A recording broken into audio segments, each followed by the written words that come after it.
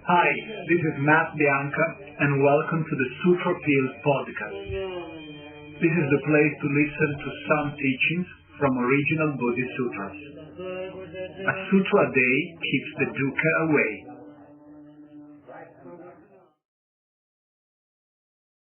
So today we're going to talk about the third discourse of Gautama, which is called Adittapariyaya. That's the name of the sutra. Where Aditta is one of the names for fire, but more precise for burning, because fire is Agni usually, but it's more burning. Pariyaya more like a family, not to see a family as a family member, as a person, as a people, but is more like a category to grouping something. You can find this one in the Samyutta Nikaya 35.28. So this time Gautama is not in Varanasi, where most of the sutras are, but in Gaya, which is in the current Indian state of Bihar. He pronounced this discourse a month after the first two. There are not the usual 5 people that follow him, but there is like about 1,000 people interested in what he had to say. In that territory there were various ritualistic cults, among them the cult of fire. That's why Gautama takes advantage of this to use a metaphor, so to do a lot of comparison with fire. And let's read a bit this sutra. Monks, everything is on fire. The eyes, the forms, the consciousness, the contact. Everything that arises from eye contact brings pleasant, painful, or neutral experiences. They all burn. But what does it burn with? But with the fire of passion, aversion, and disappointment. It burns with birth, old age, death. It burns with dukkha.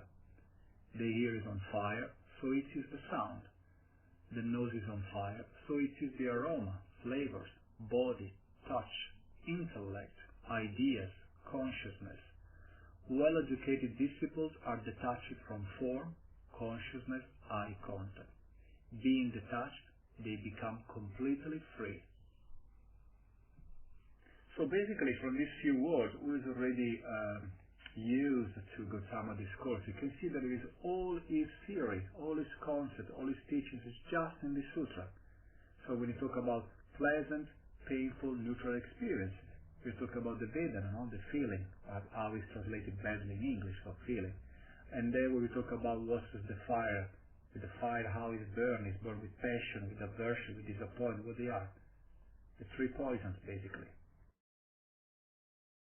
And then you talk about dukkha, how develop the dukkha, what is the path that makes us like discontent in his life, birth, old age, and death. So in a very, very few words, there are like all the theory of Gautama. So paradoxically, it will be enough to learn, to study the sutra, to understand at least 90% of what Gautama said and he would say in the next following sutras. In the 3 discourses, which I repeat, this one is the third one, and somebody will ask, why you start with the third one, not with the first, the second? There will be a reason, you will find out in the next podcast episode.